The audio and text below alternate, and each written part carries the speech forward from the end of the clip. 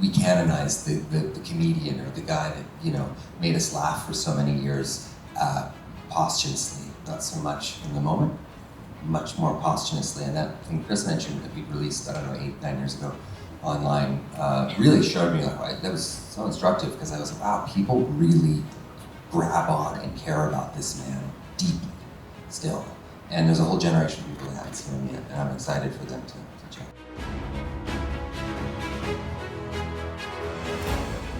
So, without further ado, I think we should first welcome the director and producer of the film, Colin Hanks. Come on up, Colin.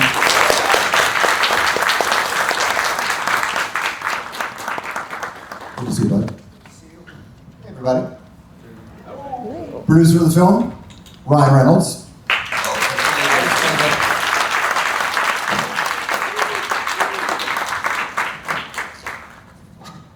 Co-executive producers and representing the Candy family, Jennifer Candy-Sullivan. Yes. Hey, Jennifer. And also, Chris Candy, co-executive producer as well.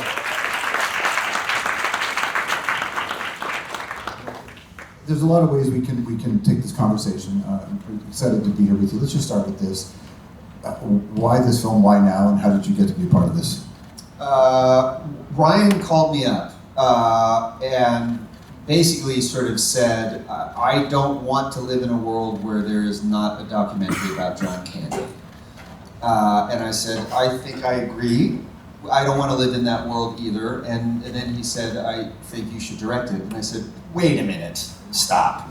And we ended up just having a lovely sort of conversation about if we were to do that, like, what would that actually be? You know, because I just feel that, you know, insert famous historical person, and anyone will say, like, oh, you should make a documentary about that. And it's not necessarily wrong instinct, but what does that film actually look like? What is the story that you're actually telling? So we had a very lovely conversation that day. And I do want to live in this world now. Yeah. And basically, I said, like, well, if you're comfortable, like, give me some time and let me sort of noodle it a little bit. And at that point, I reached out to Chris and to Jen, whom you know, we've known each other for a while. And I said, Ryan Reynolds, is this legit? Do you approve? And they said, yeah, totally.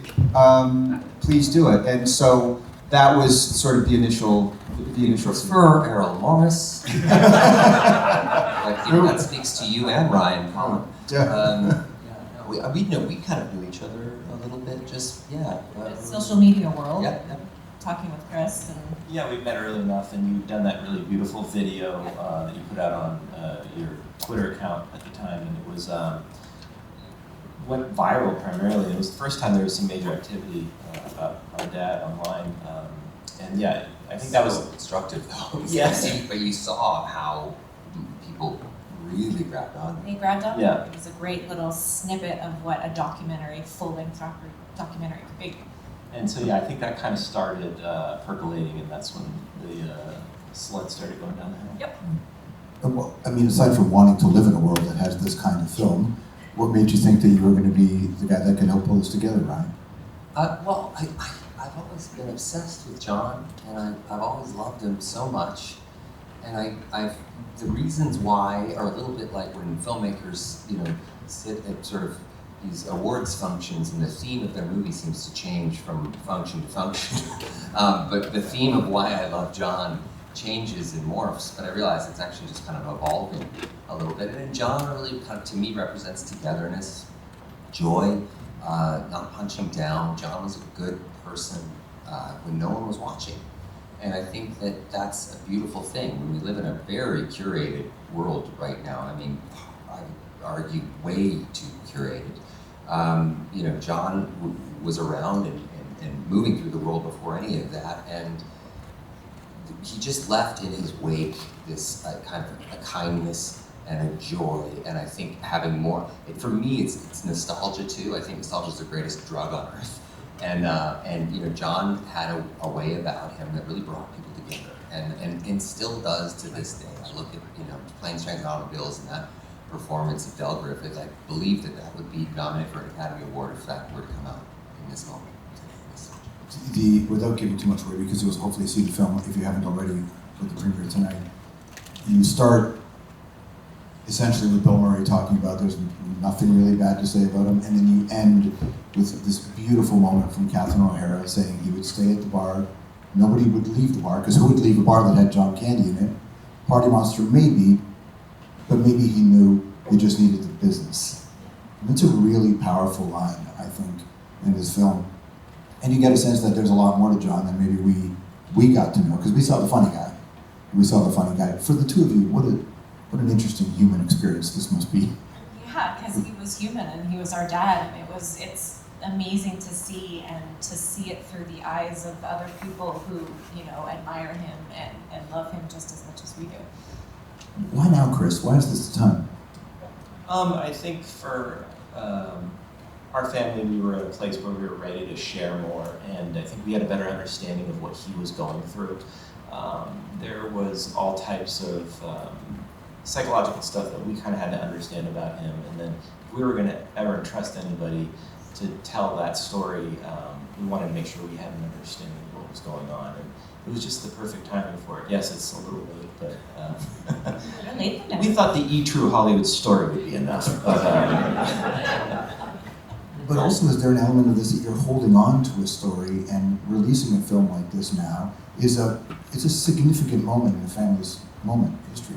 Yeah, it very much feels like a swan song and a very beautiful goodbye to our dad. And this is the one last great John Candy film that he gets to star in, so I'm really happy about that. Did you meet John on Splash? Yeah. No, I have very, very vivid memories of meeting John. In fact, one of the first times I remember being on a film set was on Splash. It was John, my dad, and Eugene with the arm in the cast and the neck brace. And so I have very vivid memories of John. And in fact, I have a handful of them because he was around for a few years there. Between Splash and Volunteers, and I remember exchanges that I had with him, and I don't remember a lot of exchanges that I had. Macaulay Culkin sort of speaks to it in the film, but he had this way of, even if you were a young kid, he made you feel important, he made you feel special, and John made everyone feel that way. For whether it was a director or a co-star or just someone on the street. And so just that even little personal connection I had was sort of unique enough that I remember going, oh yeah, that's right, I had that same experience. There's a really powerful moment where Macaulay Culkin talks about how his father had turned into a bit of a monster, and John was one of the first ones to recognize it. It's interesting because I was on Zoom with Macaulay before he'd done the interview, and we were just kind of. It was an informal pre-interview, but it wasn't a pre-interview. We were just talking, and he said, there's moments in the movie, where John he'd come to set, and John would say, "How you doing?" And Macaulay would say, "I'm fine, I'm good." And John would stop him and really say, "No, this is a lot. How are you doing? How are you? How are you handling this?" And he just felt so seen by John in those moments, and you could really see John, the dad, John, the thing that you both experienced, you had the benefit of, and then also that was taken from you at a very young age, which just sort of, to me, compounds the tragedy of the loss. There was a blend within our dad, I think, where we very much felt how important he was in the entertainment world and how big his celebrity was, but there was always this crossfade of him as a father, so even it was a bit confused by the fact that we'd be on set with him, and then we'd also go back to our family farm, or we would be, going to baseball games or whatnot. And so that kind of felt like our experience, I don't know.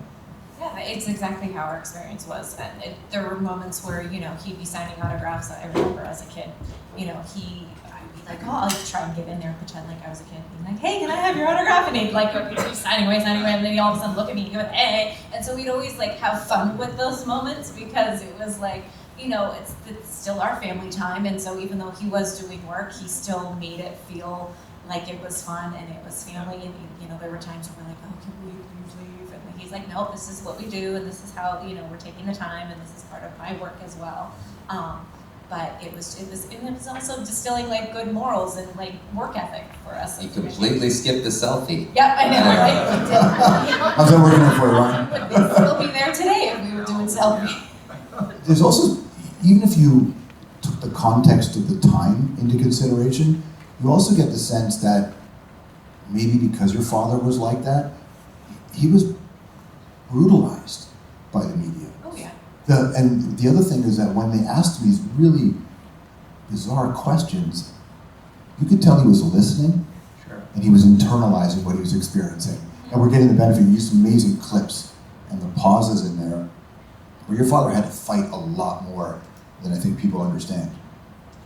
Yeah, that was, I think, some of the more jarring stuff to see when we saw the film, and how uncomfortable he was, and how he was fighting to be polite in all of those moments. And it was a real grapple for him, and I could just see that. And so, flash forwarding to nowadays, where those questions don't usually get asked as quickly or immediately, I was definitely thinking about that time that he was around, and it really was the tail end of a certain era of media.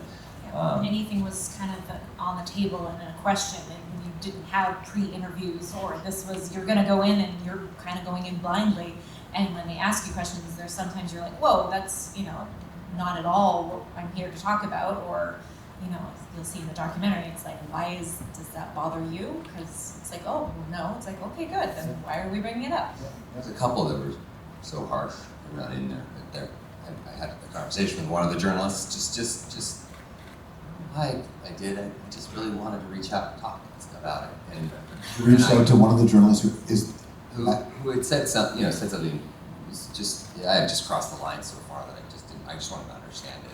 And it wasn't me chastising the person at all. I was genuinely saying, it's not in, but I wonder if you want to talk about it, because you're not the same as you were 25 years ago or 30 years ago, and none of us are, and maybe there's something there. I don't know. Documentary is listening more than it is telling, right? So, the thing that you think is untouchable, or something that is just you want to stay as far away from as possible. Sometimes it's the very thing that you want to go toward. While that didn't end with an on-camera interview or anything like that, to me it was insightful and interesting, and to hear somebody sort of go, wow, I'm appalled. I mean, there were two things that I found that were really fascinating, because we were dealing with this story that took place now decades ago, is what was said and unsaid. At that time, talking about therapy or mental health was just something that you did not do, and that I thought was an incredibly interesting topic, considering that nowadays it is such part of the social conversation. It's very common to hear, oh, I'm taking a mental health day or anything like that.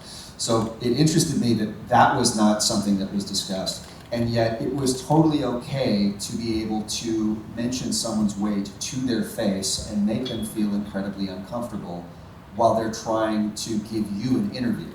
And I thought that... And they were incredibly gracious in their response. Yeah, exactly. Backhanded compliments, where you're like, That, to me, I thought was such an interesting dichotomy to just show how much things have changed since John was around. And to when you think of John, you think of this great, gregarious, outgoing, entertaining man. But then when you saw him interviewed, he was uncomfortable, very uncomfortable, and made even more so by the insensitivity of not only the questions but how they were asked. It's also the persona that is the shield. The persona is the maladaptive coping mechanism that keeps you safe. And I certainly have my own. I think everybody in this room probably has a version of their own. But I think the documentaries I love the most are ones that you really learn something about yourself while you're watching it. And I think, I grew up in Canada.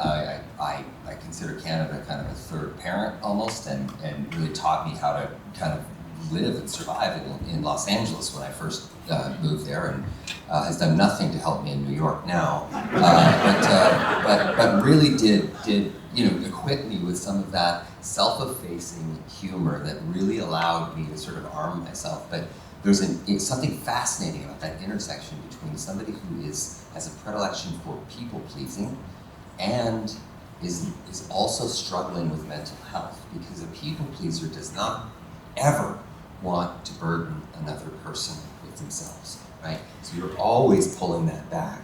But mental health doesn't move forward inexorably or in any way whatsoever without speaking about it, without actually opening up and saying, hey, I'm not okay. And so that's a tricky thing for the people pleaser, because more often than not, you're gonna get, I'm fine, I'm good, I can keep going, let's do this, I'm fine. That's dangerous. I have a very clear memory of John being interviewed and mentioning, when your car's not working, you take it into the garage. If your brain's not working, take it into the garage. And I had never heard anybody say that before. Certainly not a famous person. I think it was new or back then or not talked about as much, and I think our dad later in life was just understanding, you know, himself and knowing that it was okay to ask for help, be it, you know, any way, like friends, family, you know, professional help, and it's a great analogy. It's like you need help. We have some questions that were submitted earlier. John Carucci, APTV. For Ryan, what does it mean to be a producer on this film? As somebody who grew up watching John's work and now having to be a chance to be part of the legacy. Well, where are you? Are you in there anywhere? Oh, hey. Hi, how are you? Hi, what's up? It's hugely meaningful. The movie was made, literally made with love. You know, nobody makes a documentary thinking, oh, this is going to open to $600 billion at the box office, you know, and I know Amazon does not like money. So October 10th. But you know, this is a subject that has at times haunted me, and he's a person and a persona. I find the thing most fascinating with him is that division between who he was as a person and the persona that protected him. And I see that in myself, I see that in how I work. You will meet me on the street and you will say, that man does not have a joyful bone in his body right now.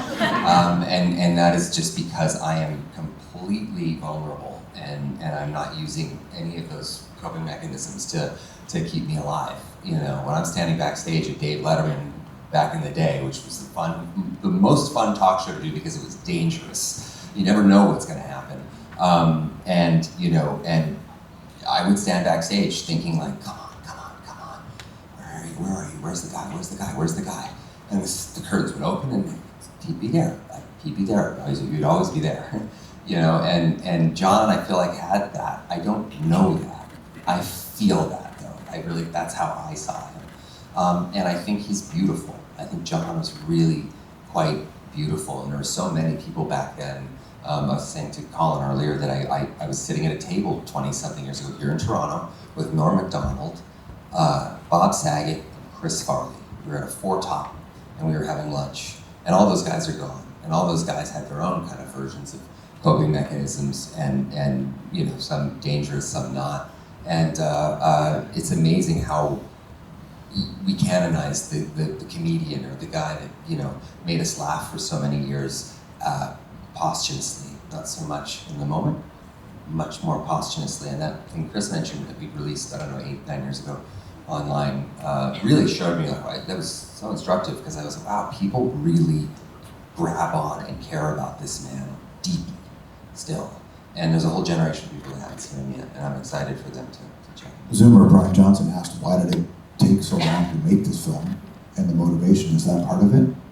Yeah, I mean, you know, they've made one version of it. I've never seen it. I know when I spoke with Bill Murray, whose opening line was not hello, it was, you know, hey Ryan, who was the godfather of the spit take? I was like, I see I'm being tested, Bill. To which we went back and forth and agreed that it was both Danny Thomas and Desi Arnaz. But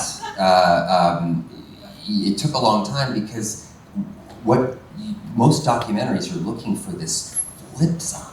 And this documentary does have a flip side. It's just not evil. You know, it's actually a flip side about a person that, you know, struggled with things that everyone struggles with. And, you know, filtered that through the prism of joy. And I think that that's why there hasn't been a proper documentary. That's why I wanted Bill so badly, because it was like, you can't do a documentary on John Candy. He's unimpeachable. I lived with him. I know. You know, he's never done anything wrong, except one thing. It's like, stop talking! Or, can you please do the interview? Do whatever that was. Tell us what, I don't want to know what that was. Just, like, tell us later. Well, Brian did also want to know about how you deal with the dark side of people, especially when you have admiration for them.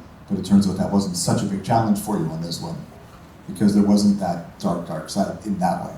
Yeah, well, I mean, look, the bad pitch for the documentary would be, you know, when you think of an overweight actor who died too young, you think of guys that unfortunately passed away from a drug overdose. And John didn't. John passed away because he had a bad heart. And there's a difference there. And so that launching point then went, okay, well, if there's not some nefarious reason that he passed away, what else is there? And it turned out that John's relatability, his everyman qualities, were so detailed and so genuine that he suffered from things that everyone suffers from. And that is actually worth examining and looking at. And that to me seemed like such an engaging story and something that I had not seen before. I imagine there's a lot in that engaging story. Daniel Solzzi of the movies. How long was the rough cut, the assembly cut of this? And what were the biggest challenges in cutting it down? It was a lot. I mean, it was definitely a lot. The process is, the film will always reveal itself over time. And so with docs, it's like making a house where all of your elements are already on fire. And so what you need to do is you need to just sort of like throw everything together just to make sure that you have an A to Z story. You see what I did there? A to Z? Amazon, yep. ASOS. Yep, I'm gonna get just got his wings. 5% off of my Prime membership because of that. But by assembling the story that way and said, okay, that's the road, great. Now let's break this thing up entirely and let's really sort of start brand new and find what is the most engaging way to tell that story. And because oftentimes that's not just from A to Z, you know, from point A to point Z. It was a lot. There was a lot, and the editing process definitely took a lot of time, and there was a lot of, you know, there were sometimes there were some roads that didn't lead anywhere, and then we needed to come back around. But that is the process. That is what it is, and I have found that the most successful way to go about that is to assemble as many people as you can that all have great taste that can bring something to the table. And I had this great added bonus in that, you know, my producer here also is incredibly nuanced in screenwriting, editing, telling story, knowing what something needs, knowing what is lacking. And so, shameless. I'll call anyone. And he will call anyone saying, hey, we need this, we need that. So it was a long process, but I never really looked at the clock. I didn't worry about the clock. It was really more about, hey, is this feeling right? Did anybody say no? No. Nobody said no, but there was, I mean, look, Bill Murray's not easy. I mean, that's a... Hard to get. Oh, never said no, but he definitely didn't say yes. Yeah, he didn't say yes. My kid got him, I think, in the end. I sent him a desperate plea. You know it's desperate when you switch to video for a message. I'm like, Bill, I'm running out of time. You know, of course, existentially, because death will find me someday. But I'm also running out of time on this doc. And I was lying. I was running out of time. I'd run out of time 2 weeks ago. Like, it was over. And my kid woke up, my 2-year-old son woke up at like 11:30 at night to show me his Jingle Bells shirt. And then I said, I'm in the middle of it. I'm trying to send a video to Bill. Tell Bill to do the interview. And he went, do the interview, Bill. Like all angry, and I said, well, you say no to a child like that, and I don't know what kind of monster you are. And the next thing I know, he was doing it, and I promised that the child would not attend, and he would be neutralized. Ivan Reitman once told me that when they set up to shoot Stripes on day one of the shoot, they still didn't know if Bill was going to do the movie. They didn't know if he was going to show up that day. That was even pre-fax, because there was a while where you just faxed him and to get him to do a movie. This was carrier pigeons, or I don't know, sort of a Paul Revere kind of thing. You and I grew up in Canada, Ryan, so we know that the wall of influence, the waves of influence from other countries, for a while it was the UK and of course the United States. SCTV had this enormous impact on us because it was Canadian. If you think it is so, why do you think it is important for us to tell the stories of who we are as Canadians and Canadian stories? Well, because I think Canadian stories are distinct in so many ways, and they're not distinct because they're not American. That's the thing that people sort of follow. New Zealand, sure. I mean, we're not Australian, get it. But Canada is got its own kind of culture, its own kind of vibe. I can meet a Canadian, even if they're hiding their accent, and I know you're from somewhere, probably Regina, maybe Moose Jaw, but definitely Saskatchewan. There's something there that is a camaraderie, an ability to kind of laugh at oneself. To me, it was something I utilized everywhere, every chance I got. You still see it in guys all the way up. Dan Aykroyd, very proud Canadian. John was an incredibly proud Canadian, as am I. And I remember when I went to see Dan Aykroyd, who was another, not a no, but very hard to find. I mean, a couple months. And I finally get a hold of him. And he goes, I'll tell you what, kid. You're going to fly up here. You're going to have dinner with me. You're going to spend the night. Next morning, we'll do the interview and you get the fuck out. Yes, sir. Absolutely, sir. And Sounds like a horror short right there. It does, and it was one of the best nights of my life. I was at his home, and he picked us up at the airport in his 1994 Lincoln Town car. I think he stole it from Grosse Pointe Blank, one of my favorite movies, and drove us to his place out in the woods out there in Ontario. And next thing I know, I'm driving around in his 1920 Pierce automobile. Which was amazing in and of itself, but just his entire home is just like a museum. Just incredible, and so gracious. I just wanted to make sure everyone was coming. Very, again, Canadian, right? Just everyone comfortable. Had to check the shower in every room. We were a film crew of 4 at that point. Colin was shooting, so I got to do 3 or 4 of the interviews where he did the other 97. But I did get Dan and I did get Bill, and those were thrills for me.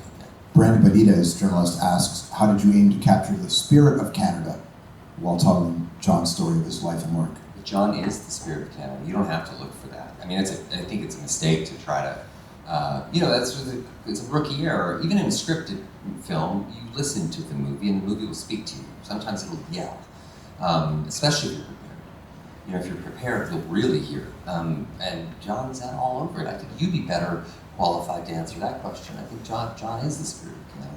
I mean, look, I'm the lone American here, but I can sing "O Canada," both versions, and I can name all of the Canadian football teams, including both Rough Riders. So With the space and without the space. Correct. Honorary. Correct. So I feel honorary in that way. For me, here's the thing. For me, it was a non-issue. John is John. John is Canadian, Canada is John. It's all part and parcel, it's all the same. And so the only thing that we needed to do was just showcase who John was. And everything would come from that, everything that would follow. And so if by any miracle someone sees this and says, wow, this is the spirit of Canada, this is it, that's all because of John. These are the fights we had. I was like, more Robert Goulet. Okay, any Robert Goulet. Right. You lost that fight. I lost that You lost fight fight. 10 times out of 10. I'm curious, actually, all of your thoughts on this, and I know, Chris, you do improv as well. This is from Carmelia Ray, Breezeway Productions. What can an artist learn about how to be better at their craft from the work that John contributed and that you can see in this doc? Well, I think it's in his intro to Second City, that story is actually really compelling because a lot of people would think of comedy and improv as where you're just talking a lot, but he listened in his very first audition, and that's what caught the eye of Joe Flaherty and people at the time in Second City. And so it was his ability to listen and then adapt from there. So our dear friend Tino Insana also said improv just appears. I think when you're in those moments of performance, if you're just kind of in the moment listening, and you see what you do. And our dad's attention to detail and reality, and like when he would be on a stage where there is not a single prop, you could feel like you're in a room and know where exactly everything is, because he knew where everything was. Like he knew all the names of the books that were on his bookshelf, and all the cups and the glasses, and where pillows were, and like he had it in his brain. Like it was his world, and you felt that. So it was his reality. It was. Well, he would do the thing where he would take the book. If he was improvising with somebody, he would take a book and say, take it off the shelf and say, "Read this to me." And then the improviser would have to read it, and he'd go, "Oh no, it's in Spanish." Oh, no. I always feel like those certain people, gifted performers, like LiDAR a room or something, and kind of just be there in the moment. And I often say to just pile on that question that young actors who come up and say, you know, how do I get into the business? What's the best thing? Is it drama school? Drama school's great. I always say improv though. Improv, I mean, my God, because of listening, right? It forces you to constantly listen and then react, not react with some sort of preconceived idea. So it's a beautiful way to learn how to perform. And I think those moments where he says, I like me, my wife likes me, you know, those are moments that just come out of nowhere because he's been listening to the moment. And I think it's beautiful. It's a crushing moment in the film when Steve Martin recounts that story and talks about he felt like he really hurt John. Right. In Planes, Trains, and Automobiles. Also, speaking of the LiDAR, I once watched his dad eat a cheeseburger that wasn't there.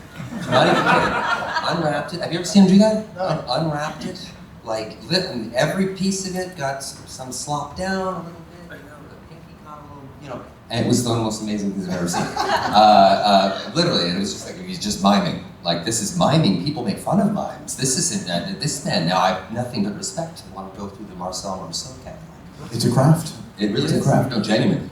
For the two of you and your mom to relive some of this, can you walk us through what that might have been? Because you can lose yourself in the momentum of a project. Sure. It's still your dad and you're seeing these things. I think that's also a testament to our parents and our mom and our dad being so grounded. So, for me, it wasn't getting lost in the project at all. Like, it was discovering more about myself, and I think Chris discovered. I had a shed in the back of the house that I'd locked myself in. There are photos. No, That's how. I remember when we had a box of 8mm footage that had always just been there, and we got the opportunity to digitize it before we set it off to get properly digitized. And when my mom and I were looking at that, I believe it was like Christmas footage, '89, and when you see like a young version of yourself come on screen, and your dad is alive again, and your mom is younger, and your sister's there with you, it transports you in a way, and I just broke down into tears. It was, I knew at that moment this is going to be a really big undertaking, but you guys were super duper helpful the whole way through. Yes. And I never felt like I was lost in any of it. It felt tethered to reality the whole way through. So. But it was also, I think that there's a temptation to paint the sad clown. Sure. It's very lazy and easy to do that, I think. Right. It's an incredibly nuanced person, and as are most people, you know, it's easy to sort of paint with one brush, but he was, And I think that was always the objective for us as a family, to want to do a documentary on our dad. If we were going to do this, we wanted to make sure that we were working with people who understood nuance. Strombo, may I ask a question? Please. Quick one? Yeah. Just a quick one. Yeah. Tammy Reynolds in the back. No, sorry, that is my mom. No, for you two, They are, really? Mom section. They should fight to the death. It's only right. I wonder what was it like for you guys sharing him? Does it? What is that like, and how do you feel about that now? Asking for a friend. I think as you get older, you understand more that it's okay to share. As a kid, it's hard. Like I said, I would be in the crowd asking for an autograph from my dad, pretending like I was a part of it, just to get attention. But it wasn't really like he was ignoring me. It was just me being silly, but then also being like, okay, come on, let's move this along. So I think for me, when I was younger, didn't quite understand it, but knew that it was okay to I was fine with sharing my dad with all of these amazing fans and friends and extended family, because I think our core family was so strong and so tight knit. It felt it was okay. It wasn't like I was missing something. So there wasn't. I didn't feel like I had a gap. Like there was something missing. And then as I got older, I loved it because it also helped me, fill that void of him being gone, talking to so many people and hearing all of their stories was great for me because there's so many people. I had to at one point, I felt so bad. I was in Bloomingdale's, I was buying socks. There was a woman who saw my last name on the credit card and she goes, "Oh, I love John Candy. When's his next film coming out?" Meanwhile, he had already been passed 10 years. And I was and I felt so bad that I had to tell her that he passed away. But it was she. Is there another film? There is right now. It's coming out in a couple hours. Yeah. So I really like that. she would be happy to know that. But there's moments where I felt guilty that I was like, oh no, I have to tell them. And it didn't make me sad. It was just okay, I have to break the bad news to you. But then we had great conversations and we talk and it was just, therapeutic. There is something to be said though, and I'm going to chime in here because it is important to me. Both me and my producing partner Sean Stewart, we're firm believers in our jobs as documentarians is not to ruin anyone's life. We want them to be not only proud of what the finished product will be, but we want the experience to be a positive one for them. That's the most important thing for us. And so, before we even started this, and that's why I wanted to make sure that I had that conversation with Chris and Jen, saying look, if we're going to do this, I will take care of you, I will do that, but we need to agree that sometimes this is going to be awkward, sometimes this is going to be uncomfortable, but we need to be able to speak up and say that and have that agreement that we're all going to jump off this cliff together. And I got you. And you zeroed in on that quick. There's a temptation to make this movie an inexorable march to someone's passing, and you started with, because this movie's about his life, not his death, it's his life, and I thought that was really beautiful and stuck the landing. Last word to Chris. Well, yeah, just to that point too, I always thought it was really compelling, Colin, when we would be talking about it, and I would be maybe a bit more focused on the loss of my father and all of the kind of harder things, the heavy lifting of the movie. And I remember you one day said, well, the whole movie's not going to be about that. It's a celebration, and that is the truth when we're talking about a person's life, the scope, and the depth. And just like our dad's movies, he wanted to make movies that, made people feel good. So I think he would only want his documentary to speak the truth, but also at the end, feel good. You don't want to come out of it going, well, I'm so depressed. You're sad, but it's happy tears. It's good. It's you're going to feel all the emotions, but you're at the end of the day going, man, I loved him. Yeah, you certainly get that sense. Absolutely. John Candy, I Like Me tonight at the premiere at TIFF at Roy Thompson Hall, October 10th. When you can Can I give Prime one Video? tiny shout out? It is your film. Cynthia Erivo, Yes. who covers Yes. Paul Young's Every Time You Go in the film, and it was such an unexpected thing. She was over at my apartment, and we were just talking about this, and I said, "Oh, it's a great song from Planes, Trains. It was used in Planes, Trains. Paul Young sings it every time." And she goes, "Oh, yeah." And she gets home, and I get a voice note like, "I'm thinking about is it this one? I really like this one." And she just sings up a whole section of the song, just 1 minute long. And then finishes with, is that the one? And you're just like, oh my God. And I got on the phone and I was like, is there any way, Miserivo? She's like, what, Miserivo? Kristen, Jen, Ryan, and Colin, and Rosemary, thank you all so much. Thank you very much. Thank you. John Candy,